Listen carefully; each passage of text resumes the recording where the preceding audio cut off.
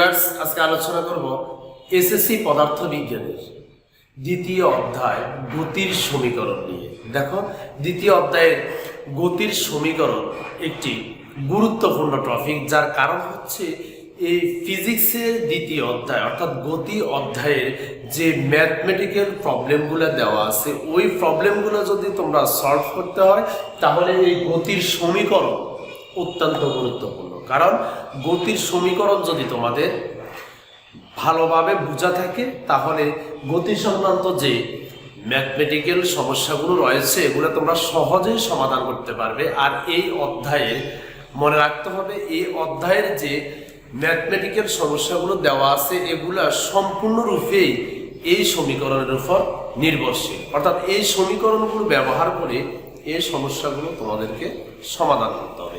তো দেখো, এই চারটি সমীকরণ কি কি। তোমরা এখানে পাঁচটি ইংরেজি বর্ণ দেখতে পাচ্ছ, ভি, ইউ, এ, টি এবং এস। তো এই পাঁচটি বর্ণকে যদি আমরা একসাথে লিখি, দেখো এস, ইউ, ভি, এ, টি, এটি হচ্ছে সুগার। এই সুগার দ্বারা পাঁচটি রাশিকে নির্দেশ করে এখানে পাঁচটি বর্ণ দ্বারা। দেখো, যেমন S, U, V, A, T, সুগার। এস তে আমরা মনে রাখবো সরল, ইউ হচ্ছে আদিবেগ,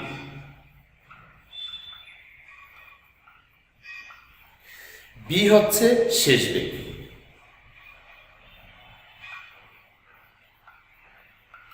তারপর দেখো ইউ, এটা হচ্ছে ত্বরণ, এবং টি হচ্ছে সময়। তো এই পাঁচটি রাশি যে একক রয়েছে সেটি আমাদেরকে জানতে হবে। এসআই একক,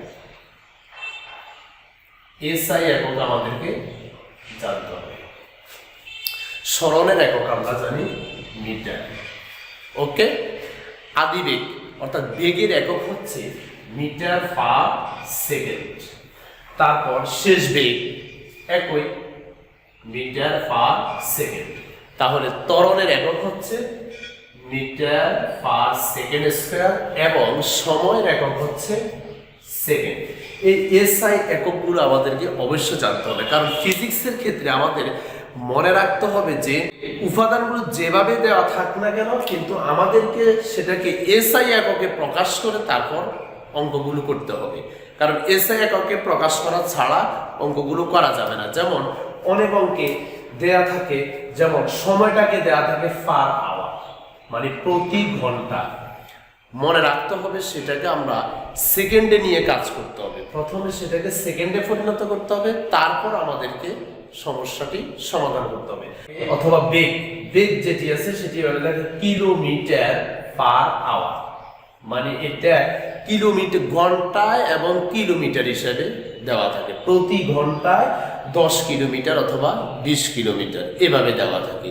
তো সেক্ষেত্রে আমাদেরকে মনে রাখতে হবে এটাকে আমরা এসআই এককে অর্থাৎ মিটার পার সেকেন্ড আকারে প্রকাশ করতে হবে বেগটাকে, মানে প্রতি সেকেন্ডে কত মিটার, তারপর আমাদেরকে অঙ্কটি করতে হবে।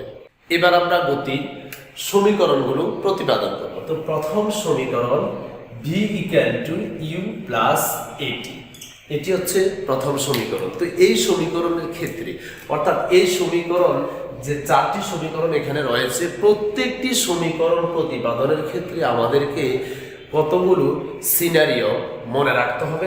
অর্থাৎ এক্ষেত্রে খেয়াল করতে হবে যে ভূমিকা হিসেবে আমাদেরকে উপরে দু একটি লাইনের ব্যাখ্যাটা দিতে হবে। তো সেক্ষেত্রে দেখো, এরকম একটা চিত্র আমাদের মনে রাখতে হবে। দেখো, ওকে। তো এক্ষেত্রে দেখো, আমরা এটা থেকে বুঝবো যে কোন বস্তু ইউ আদি বেগ নিয়ে গতিশীল। ওকে, ইউ আদি বেগ নিয়ে সে গতিশীল। টি সময় পরে সে ভি শেষ বেগ প্রাপ্ত হলো। ইউ আদি বেগ নিয়ে গতিশীল হয়ে টি সময় পরে ভি শেষ বেগ প্রাপ্ত হলো।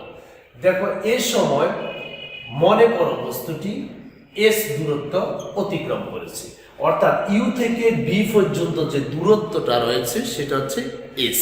এটা আমাদেরকে মনে রাখতে হবে। এবং বস্তুটি ইউ আদি বেগ নিয়ে যখন চলছে তখন তার ত্বরণ ছিল এ, আর এটা হচ্ছে সুষম ত্বরণ। আমরা জানি যে সুষম ত্বরণ হচ্ছে প্রতি সেকেন্ডে বেগ একই হারে বৃদ্ধি পাবে। সুষম ত্বরণে চলে শেষ বেগ প্রাপ্ত হয়েছে। তো আমরা লিখতে পারি এই জিনিসটা থেকে আমরা কি লিখতে পারি, যে ধরা যাক কোন বস্তু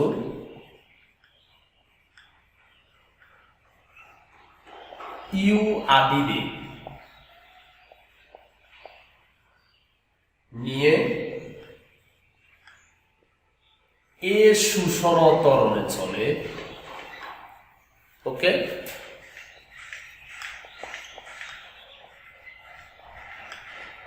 চলে টি সময় পরে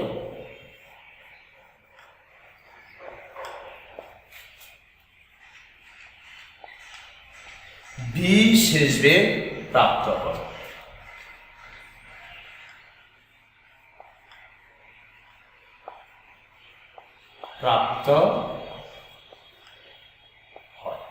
তাহলে দেখো এক্ষেত্রে আমরা কি লিখলাম, যে কোন বস্তু ইউ আদি বেগ নিয়ে, ওকে, তারপর এ সুষম ত্বরণে চলে, সুষম ত্বরণ হচ্ছে এ, এবং টি সময় পরে, সময়টা হচ্ছে টি, বি শেষ বেগ প্রাপ্ত হয়, বিটা হচ্ছে শেষ বেগ। তো এক্ষেত্রে আমাদের যেটি বাদ রয়েছে সেটি হচ্ছে এস। এস দূরত্ব অতিক্রম করে। আমাদেরকে খেয়াল রাখতে হবে, যেহেতু এখানে আমাদের এস নেই, অর্থাৎ সরণের কথা এখানে বলা হয়নি, তাই আমরা উপরে যে সিনারিওটা লিখেছি এটার মধ্যে আমরা সরণের কথাটা আনি নেই। তো দেখো আমরা তাহলে ত্বরণের সংজ্ঞা অনুসারে আমরা কি লিখতে পারি, ত্বরণের সূত্রানুসারে আমরা লিখতে পারি যে A equal to v minus u by t, অর্থাৎ ত্বরণ A ইকুয়াল শেষ বেগ বিয়োগ আদি বেগ ডিভাইডেড বাই ভা v minus u equal a t, বা বি ইকুয়াল ইউ প্লাস এটি, ওকে। এটি হচ্ছে আমাদের গতির প্রথম সমীকরণ। তো এটি একটি সহজ প্রতিপাদন। তো দেখো এক্ষেত্রে আমাদেরকে একটা জিনিস মনে রাখতে হবে, যে যদি ইউ আদি বেগ শূন্য হয়, অর্থাৎ গাড়িটি যদি স্থির অবস্থান থেকে যাত্রা শুরু করে, এখানে যেটি বলা হয়েছে যে গাড়িটি ইউ আদি বেগ নিয়ে চলছে, কিন্তু ইউ আদি বেগ নিয়ে চলছে, এই অবস্থায় সমীকরণটির প্রতিপাদন হবে V equal to you plus A T. কিন্তু যদি বলা হয় গাড়িটি বেগ ইউ ইকুয়াল টু শূন্য, অর্থাৎ গাড়িটি স্থির অবস্থানে ছিল, স্থির অবস্থান থেকে যাত্রা শুরু করে, তাহলে অবশ্যই ইউর স্থানে বসবে জিরো। তো দেখো আমরা লিখতে পারি, যদি আদি বেগ শূন্য হয়, ইউ ইকুয়াল টু জিরো হয়, তাহলে আমরা লিখবো ভি ইকুয়াল কি লিখতে পারি, এটি।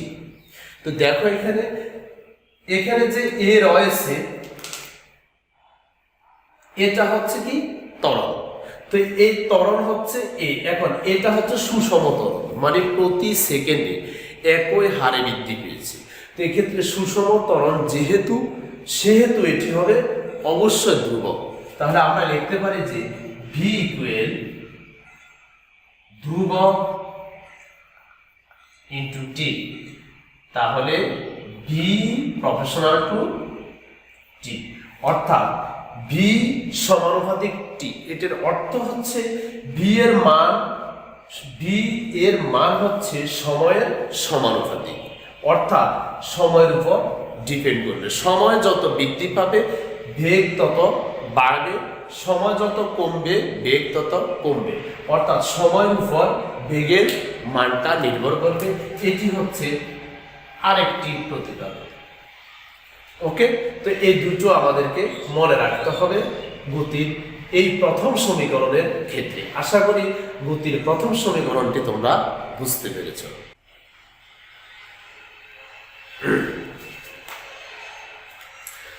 এবার আমরা গতির দ্বিতীয় সমীকরণটি প্রতিপাদন করব। দ্বিতীয় সমীকরণ হচ্ছে s equal u plus v/2 into t. Okay, এটি হচ্ছে গতি দ্বিতীয় সমীকরণ। তো এক্ষেত্রে আমরা লিখতে পারি কি, এই সিনারিও অনুযায়ী আমরা লিখতে পারি যে ধরা যাক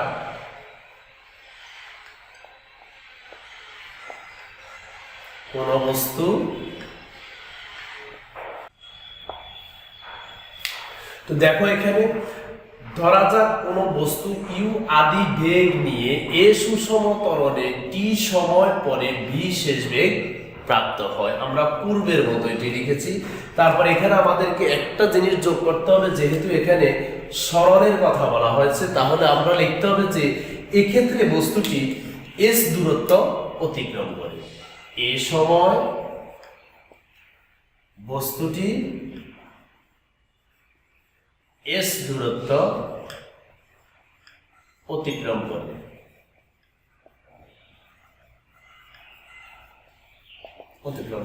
তাহলে এক্ষেত্রে দেখো, যেহেতু সরণের কথাটা আসছে, এই কারণে আমরা লিখেছি যে বস্তুটি এস দূরত্ব অতিক্রম করে।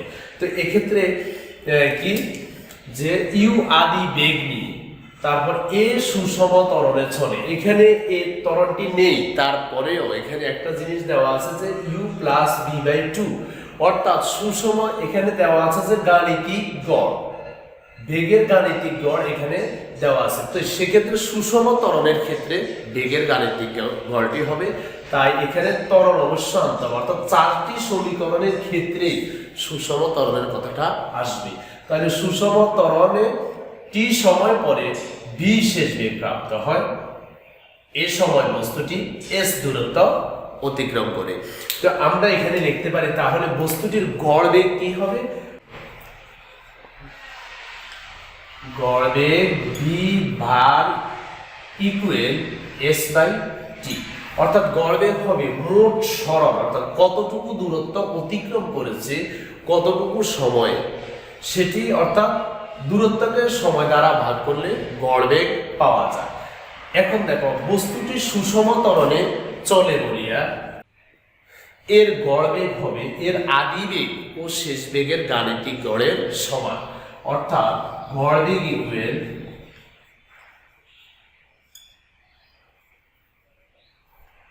You plus v/2।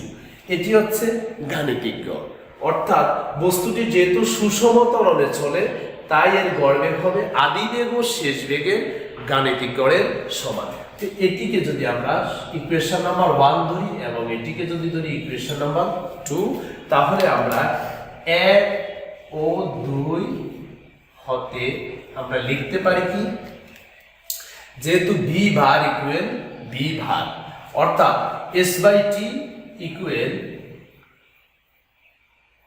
You plus v/2। তাহলে এক্ষেত্রে আমরা কি পাই, দেখো শুধু আমরা যেহেতু এটি প্রতিপাদন করব, তাহলে শুধু টিটাকে আমরা এই পাশে নিয়ে যাব, s equal to you plus v/2 into t. এটি হচ্ছে গতির দ্বিতীয় সমীকরণ। এই সমীকরণটি আমরা এখন প্রতিপাদন করলাম।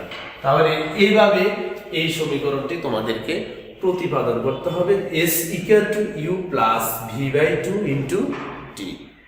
এবার আমরা তৃতীয় সমীকরণটি প্রতিপাদন করব। 3 নম্বর সমীকরণ হচ্ছে s equal you plus half A T square. Okay, তাহলে এক্ষেত্রে আমরা কি লিখব, এক্ষেত্রে আমরা লিখব তৃতীয় সমীকরণে আমাদেরকে খেয়াল রাখতে হবে যে এখানে আমাদের কোন মানটি দেয়া নেই, অর্থাৎ এখানে ভি নেই, ভিটা অনুপস্থিত। তাহলে আমাদেরকে এখানে লিখতে হবে যে ধরা যাক কোন বস্তু ইউ আদি বেগ নিয়ে এ সুষম ত্বরণে চলে টি সময়ে এস দূরত্ব অতিক্রম করে। এখানে আমরা ভি শেষ বেগের কথা উল্লেখ করিনি, কারণ এখানে ভিটা অনুপস্থিত। তাহলে দেখো, তাহলে বস্তুটির গড় বেগ কি হবে, গড় বেগ ভি ভাগ equal S by T, equation number 1। অনুরূপভাবে পূর্বের ন্যায় আমাদেরকে লিখতে হবে যে গড় বেগ V bar equal V plus you by 2, এটি হচ্ছে ইকুয়েশন নাম্বার 2। তাহলে আমরা এটি সুষম ত্বরণে চলে বলিয়া এর গড় বেগ হবে এর আদি বেগ ও শেষ বেগের গাণিতিক গড়ের সমান। আমরা এইখান থেকে লিখেছি। তাহলে দেখো 1 ও 2 হতে আমরা যেটা পাই s by t equal V plus you by 2। তো আমরা এখান থেকে কি লিখতে পারি দেখো, বা s equal V plus you by 2 into t, অর্থাৎ টিটাকে আমরা এই পাশে নিয়ে আসবো। তারপর দেখো s ইকুয়াল, আমরা এখানে কি করব, যে আমাদেরকে খেয়াল রাখতে হবে এখানে যে কি নেই, এক্ষেত্রে ভি দেয়া নেই এই সমীকরণের ক্ষেত্রে, সুতরাং এখান থেকে আমাদেরকে ভিটা আউট করে দিতে হবে, অর্থাৎ ভি এর মান এখানে আমরা বসিয়ে দিতে হবে। তাহলে আমরা জানি যে V equal to you plus A T, তাহলে U plus A T plus U, তারপর আমরা লিখবো ইন্টু টি ডিভাইডেড বাই 2। তাহলে আমরা এক্ষেত্রে কি পাই, s ইকুয়াল 2u প্লাস এটি বাই 2 ইন্টু টি। ওকে, তারপর আমরা লিখতে পারি বা s ইকুয়াল, যদি আমরা এটিকে t দ্বারা গুণ করি 2ut plus a t square divided by 2। তারপর লিখবো s equal 2ut by 2 plus a t square by 2। তারপর কি লিখবো, যে s ইকুয়াল, যদি আমরা 2 এ 2 কেটে দিই তাহলে ut plus half a t square. এটি হচ্ছে গতির তৃতীয় সমীকরণ। দেখো s equal ut plus half a t square. তবে এক্ষেত্রে আমাদেরকে একটা জিনিস মনে রাখতে হবে যে যদি স্থির অবস্থান থেকে গাড়িটি যাত্রা শুরু করে, যদি স্থির অবস্থান থেকে অর্থাৎ আদি বেগ যদি 0 হয় তাহলে এখানে ইউ যদি 0 হয় তাহলে এখানে হবে 0 প্লাস হাফ এ টি স্কয়ার। এটা যেহেতু সুষম ত্বরণ তাহলে এটা হচ্ছে ধ্রুবক। তো আমরা এখানে কি পাচ্ছি, হাফ এ, এটি হচ্ছে ধ্রুবক। তাহলে আমরা পাচ্ছি যে s ইকুয়াল, আমরা পাচ্ছি ওভারঅল যে ধ্রুবক ইনটু টি স্কয়ার। তাহলে আমরা লিখতে পারি যে s proportional to T square, অর্থাৎ এখানে সরণটা হচ্ছে সময়ের বর্গের সমানুপাতিক। এটা আমাদেরকে মনে রাখতে হবে। তাহলে আমরা গতির তৃতীয় সমীকরণ প্রতিপাদন করলাম। এবার দেখো আমরা যদি গতির চতুর্থ সমীকরণটি আমরা প্রতিপাদন করি তাহলে আমরা কি পাই, দেখো চতুর্থ সমীকরণ হচ্ছে V square equal U square plus 2as। এটি হচ্ছে গতির চতুর্থ সমীকরণ।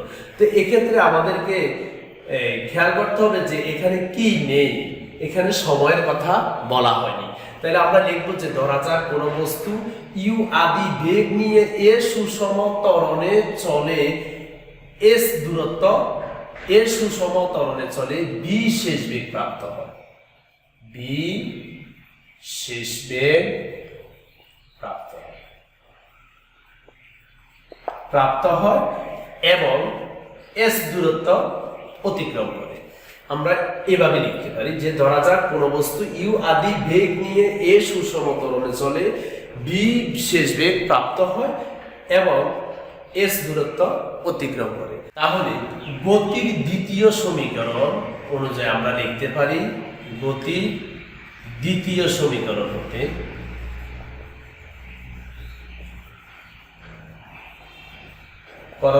আমরা কি লিখতে পারি, যে s equal V plus you by 2 into t.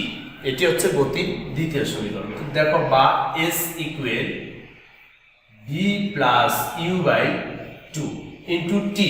টিটাকে এখানে আমাদেরকে টিটাকে সরিয়ে ফেলতে হবে, যার কারণ হচ্ছে এই সমীকরণে টি অনুপস্থিত। সুতরাং এটি যদি প্রতিপাদন করতে হয় তাহলে আমাদেরকে টি এর মান বসাতে হবে। তো টি এর মান আমরা কি পাই, দেখো আমরা জানি যে ভি ইকুয়াল ইউ প্লাস এটি।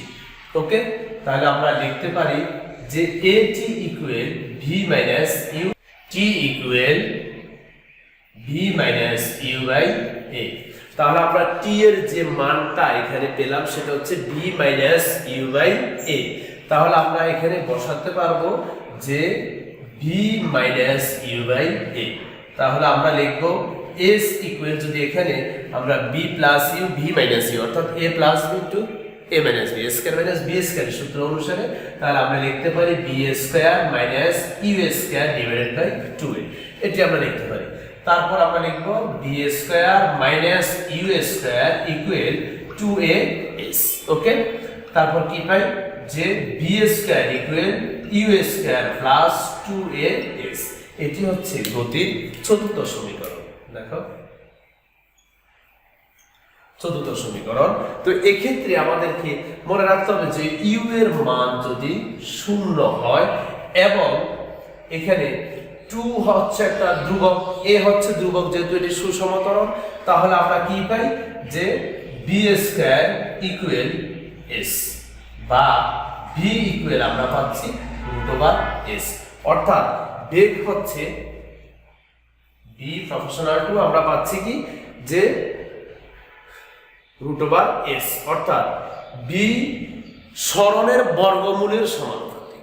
আমাদেরকে মনে রাখতে হবে বি হচ্ছে সরণের বর্গমূলের সমানুপাতিক, অর্থাৎ যদি এক্ষেত্রে খেয়াল রাখতে হবে তোমাকে, যদি সরণ 25 মিটার হয় তাহলে বেগ হবে 5 মিটার পার সেকেন্ড, কারণ 25 এর বর্গমূল হচ্ছে কত 5। তো আমাদেরকে মনে রাখতে হবে এক্ষেত্রে যে সময়ের বর্গমূলের সমানুপাতিক, অর্থাৎ স্থির অবস্থান থেকে চলমান কোনো বস্তু যদি এ সুষম ত্বরণে চলে, মনে রাখতে হবে যে স্থির অবস্থান থেকে এ সুষম ত্বরণে চলমান কোনো বস্তুর বেগ হবে তার সরণের বর্গমূলের সমানুপাতিক। এটি আমাদেরকে মনে রাখতে হবে। আর এক্ষেত্রে মনে রাখতে হবে যে s equal to U T plus half A T square. এখানে আমরা যেটি পেয়েছি, আমরা পেয়েছি s equal to s proportional to T square. এক্ষেত্রে আমাদেরকে বলতে হবে যে স্থির অবস্থান থেকে এ সুষম ত্বরণে চলমান কোনো বস্তুর সরণ হবে তার সময়ের বর্গের সমানুপাতিক। এটি আমাদেরকে মনে রাখতে হবে। তো গতির 4টি সমীকরণ আমি আজকে প্রতিপাদন করেছি। আশা করি এই সমীকরণগুলো তোমরা বুঝতে পেরেছ। অর্থাৎ এই গতির যদি অধ্যায়ের যদি অঙ্কগুলো ভালোভাবে তোমাকে বুঝতে হয়, অবশ্য তোমাকে এই গতির সমীকরণগুলো ভালোভাবে আয়ত্ত করতে হবে। আমি এই গতির সমীকরণ ব্যবহার করে কিভাবে ম্যাথমেটিক্যাল সমস্যাগুলো সমাধান করা যায় আগামী ভিডিওতে আমি সে ব্যাপারে কথা বলবো ইনশাআল্লাহ। আল্লাহ হাফেজ।